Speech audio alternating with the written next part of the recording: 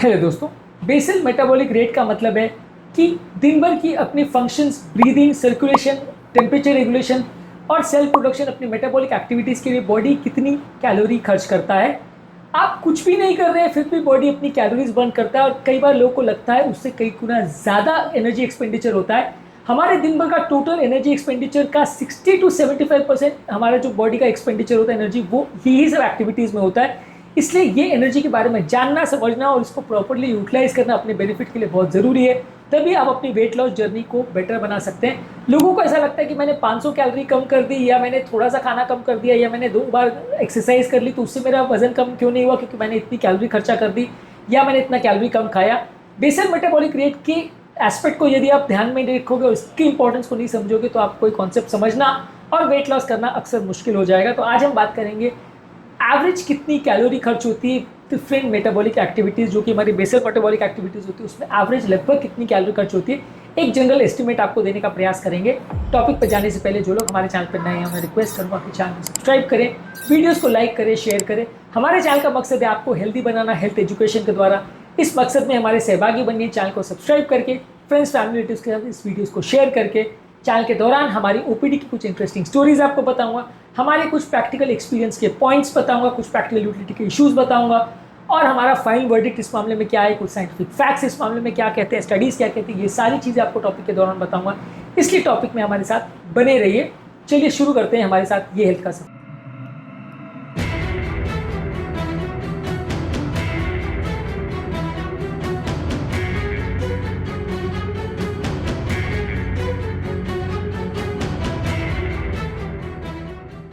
यदि आप रेस्ट भी कर रहे हो तो इस दौरान भी आपकी बॉडी काफ़ी सिग्निफिकेंट एनर्जी कंज्यूम करती है और इस बारे में जानना समझना जरूरी है।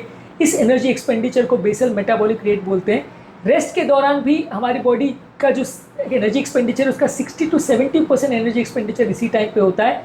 ये बात 2004 में American journal of clinical nutrition में पब्लिश हुई थी।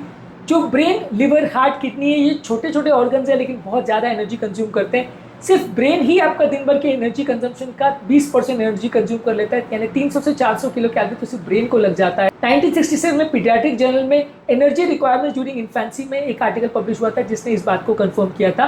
आपकी बॉडी को कि ये ऑर्गन्स को आप इस तरह से कंपेरिजन कर सकते हो, जैसे सिटी को आप नाइट में अगर देखते हो तो हॉस्पिटल्स है या ट्रैफिक एरियाज है या बहुत सारे एरियाज है जहाँ पे लाइट फिर भी जलती रहती है, वो एनर्जी वहाँ पे कंज्यूम होती रहती है। तो बेसिकली कुछ भी काम अगर सिटी में ना भी हो रहा हो तो यहाँ पे काम फिर भी चालू रहता है। तो वैसे ये बॉडी के वो एंड पॉइंट्स है जहाँ पे आप कुछ भी एक्टिविटी ना भी कर रहे हो, आप सिर्फ सांस ले रहे हो या खाना भी खा रहे हो तो भी एनर्जी कंज्यूम होती रहती है। एक 70 किलो का आदमी लगभग 1600 से 1700 किलो कैलोरी दिन भर में रेस्टिंग कंडीशन में लूज करता है। और ये सारी चीज़ें सिर्फ ब्रीदिंग में, डाइजेस्टिंग में और जिंदा रहने की जो कवायद हम करते हैं इसमें ही लॉस होता है। 2001 में WHO का एक आर्टिकल पब्लिश हुआ था ह्यूमन एनर्जी रिक्वायरमेंट्स में, वहाँ पे ये बताया गया था। एवरेज हमारा ब्रेन टोटल कैलोरी एक्सपेंडिचर का 20 से 25% एनर्जी कंज्यूम करता है, लिवर 20% करता है, मसल्स रेस्टिंग कंडीशन में बिना कुछ काम किए 18% कंज्यूम करती है, हार्ट 10%, किडनी 7%। तो ओवरऑल ये सारे ऑर्गन्स ही एनर्जी कंज्यूम करते हैं। और जब हमारी बॉडी रेस्टिंग कंडीशन में आ जाती है या हम खाना कम खाते हैं तो ये सारी जगहों पर हमारी बॉडी एनर्जी वेस्ट करना कम कर देती है, जिसकी वजह से बेसल मेटाबॉलिक रेट कम हो जाता है। यही कारण है कि एक्सरसाइज करने के बावजूद भी, और यही कारण है कि कैलोरी कम करने के बावजूद भी आपका वजन कम नहीं होता, कि बॉडी अपना बेसल मेटाबॉलिक रेट को ही कम कर देती है, जिसकी वजह से आप जो एनर्जी का वेस्टेज कर रहे हैं या खाने में कटौती कर रहे हैं वो फायदा नहीं दे पाता है। रिसेंटली हमारे पास एक 30 साल के सॉफ्टवेयर इंजीनियर आए थे जिनका BMI काफ़ी ज़्यादा था, 28-30 के आसपास था। ये दिन भर इनको भूख लगती रहती थी, दिन भर बिना कुछ काम करने के बावजूद भी इनको एनर्जी लगती थी, जिम वगैरह करने के बावजूद भी इनकी बॉडी में एनर्जी की रिक्वायरमेंट इनके लिवर, किडनी, ब्रेन सबको होती थी, इसी वजह से उनको भूख लगती रहती थी। तो बेसिकली आप कुछ भी नहीं करोगे तो भी आपको भूख लगती रहेगी। ऐसा नहीं है कि आप काम नहीं करोगे तो भूख लगना ही बंद हो जाएगी। तो आपकी बॉडी को काम करने के लिए फिर भी एनर्जी रहती है। ये वैसे ही कि जैसे स्मार्टफोन की बैटरी, आप उसको खाली भी छोड़ दोगे तो भी थोड़ी बहुत ड्रेन होती रहती है, क्योंकि बैकग्राउंड में कोई ना कोई ऐप्स चलते रहते हैं जो एनर्जी कंज्यूम करते रहते हैं। थायराइड हार्मोन भी काफ़ी इंपॉर्टेंट रेगुलेटर है आपके बेसल मेटाबॉलिज्म का। थायराइड हार्मोन में अगर चेंजेस होते हैं तो आपकी बॉडी के BMI में 20 से 30% तक का चेंजेस देखने को मिल सकता है। इसके अलावा स्लीप डिप्रीवेशन भी आपके बेसल मेटाबॉलिक रेट को काफ़ी चेंज कर सकता है। स्लीप लॉस की वजह से हंगर और सैटिस्फैक्शन हार्मोन में सिग्निफिकेंट चेंजेस होता है, ऐसा लैंसेट में एक 2000 में आर्टिकल पब्लिश हुआ था, उसमें बताया गया था। ये बेसिकली आपको ध्यान रखने की जरूरत है कि बहुत सारी चीज़ें हैं जो डायरेक्टली और इनडायरेक्टली आपके बेसल मेटाबॉलिक रेट को इन्फ्लुएंस करती है। आपके बॉडी का बेसल मसल मास कितना है वो भी इन्फ्लुएंस करता है। जितना ज़्यादा आपकी बॉडी में मसल या लीन टिश्यू होगा उतना आपकी बॉडी में कैलोरी बर्निंग ज़्यादा होगी। 2006 में American journal of clinical nutrition में ये आर्टिकल पब्लिश हुआ था जिसने बताया था कि जितना आपका लीन मास ज़्यादा होगा उतना आपका एनर्जी कंजम्पशन ज़्यादा होगा। फीवर होना, इंजरी होना, कैंसर होना या बर्न्स होना ये आपकी बेसल मेटाबॉलिक रेट को सिग्निफिकेंटली बढ़ा सकता है। ऑलमोस्ट बर्न्स के पेशेंट में 2 गुना ज़्यादा मेटाबॉलिक रेट हो जाता है, ऐसा स्टडीज़ ने शो किया है। इसके अलावा अगर आप सीडेंट्री लाइफस्टाइल जी रहे हो तो इसका बिल्कुल मतलब नहीं है कि आपकी एनर्जी रिक्वायरमेंट बहुत कम हो जाएगी। आपको फिर भी खाने की जरूरत पड़ेगी, फिर भी आपकी एनर्जी रिक्वायरमेंट बहुत कम नहीं होगी। और ओवरफीड करने से या बहुत ज़्यादा खाने से आपका मेटाबॉलिक रेट बहुत ज़्यादा बढ़ जाता है, वैसा भी नहीं है, थोड़ा सा ही बढ़ता है। तो अगर आप बहुत ज़्यादा खाना खाओगे तो वो बॉडी में स्टोर आउट हो जाता है।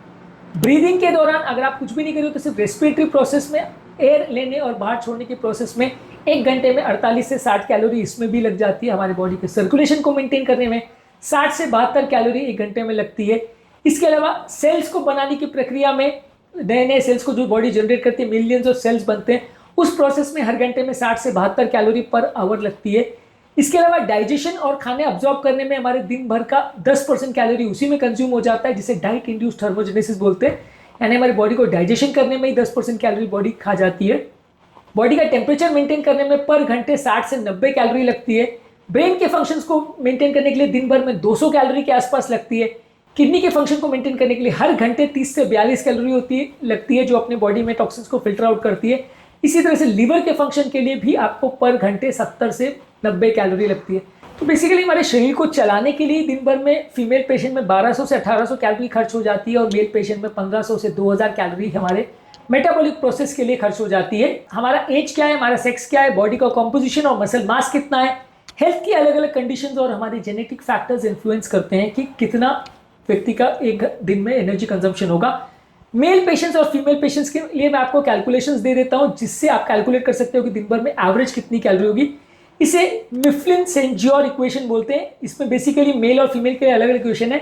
बॉडी वेट जितना है उसको 10 टाइम्स मल्टीप्लाई करेंगे प्लस 6.25 इंटू हाइट करेंगे माइनस एज इंटू 5 टाइम्स करेंगे, तो इससे आपका लगभग दिन भर का कैलोरी कंजम्पशन आ जाएगा। इस इक्वेशन से आप अपना दिन भर का कितने बेसल मेटाबॉलिक रेट है उसको कैलकुलेट। क्या आपको ये नॉलेज या इन्फॉर्मेशन आपकी फिटनेस रिजीम को प्लान करने में उपयोगी लगती है? कमेंट सेक्शन में लिखकर हमें बताएं। बेसल मेटाबॉलिक रेट के बारे में जानना जरूरी है, तभी आप अपने एक्टिविटीज को प्लान कर सकते हो, तभी आप ये समझ पाएंगे कि आपकी कैलोरी डाइटिंग या आपकी एक्सरसाइज सक्सेसफुल क्यों नहीं हो पा रही। क्योंकि बॉडी का मेटाबॉलिज्म इतनी ज्यादा कैलोरी को ऊपर नीचे कर देता है कि 100-200 कैलोरी यदि आप एक्सरसाइज के दौरान खर्च कर भी रहे हो तो भी वो बहुत ज्यादा डिफरेंस नहीं क्रिएट कर सकता, बहुत ज्यादा वजन चेंज नहीं कर सकता। फाइनली इस मामले में हमारा फाइनल वर्डिक्ट ये है कि बेसल मेटाबॉलिक रेट को इंपॉर्टेंस देने की जरूरत है। ये बहुत इंपॉर्टेंट या सबसे इंपॉर्टेंट फैक्टर है जो आपके वेट लॉस की जर्नी में रोल प्ले करता है। प्रॉपर डाइट करने से, इसके बारे में अवेयरनेस करने से, एक्सरसाइज करने से, मसल मास बढ़ाने से और प्रॉपर चीज़ों का ध्यान रखने से आप अपने बेसल मेटाबॉलिक रेट को भी सिग्निफिकेंटली इन्फ्लुएंस कर सकते हैं। और इसका यदि आप ध्यान नहीं दोगे तो आपकी वेट लॉस जर्नी में फेल होने का चांस काफ़ी ज़्यादा रहेगा। तो अगली बार आप जब एक्सरसाइज कर रहे हैं या डाइटिंग कर रहे हैं और आपको ऐसा लगता है कि आपने बहुत कैलोरी खर्चा कर ली, तो ये समझ लीजिए कि ये कैलोरी जो आप स्पेंड कर रहे हो वो आपकी बॉडी के एक्चुअल रिक्वायरमेंट के कंपैरिजन में कुछ भी नहीं है। और बॉडी अपने बीएमआर को एडजस्ट करके आपके कैलोरी का एक्सपेंडिचर को बहुत सिग्निफिकेंटली चेंज कर सकती है, जो आपकी वेट लॉस की मेहनत को पूरी तरह से फेल कर सकता है। आपका मेटाबॉलिज्म साइलेंटली काम करता रहता है, जिंदगी भर आपकी कैलोरीज को कुछ हद तक कंज्यूम करता रहता है। तो अगली बार जब आप डाइटिंग कर रहे हो या वेट लॉस जर्नी पर जा रहे हो तो ये ध्यान रखिए कि आपका कैलोरी एक्सपेंडिचर जो है आपकी बेसल मेटाबॉलिक रेट के कंपैरिजन से कुछ भी नहीं है। बॉडी बहुत इजीली अपने बेसल मेटाबॉलिक रेट को थोड़ा बहुत इन्फ्लुएंस करके आपकी डाइटिंग को यूजलेस बना सकती है। बेसल मेटाबॉलिक रेट के बारे में प्रॉपर जानकारी होना और उसको अपने फेवर में यूटिलाइज करना बहुत जरूरी है, तभी आप अपने डाइटिंग को सक्सेसफुल बना सकते हैं। उम्मीद करूंगा कि आज के टॉपिक में कुछ नई बातें जानने को मिली होगी। जो लोग हमारे चैनल पर नए हैं, हमारे चैनल को सब्सक्राइब करिए। हमारे चैनल का पर्पस ये है कि हम आपको हेल्दी बनाना चाहते हैं हेल्थ एजुकेशन के द्वारा। इस मामले में सहभागी बनने के लिए चैनल को सब्सक्राइब करिए, वीडियोस को फ्रेंड्स फैमिली के साथ शेयर करिए और वीडियोस को लाइक भी करिए।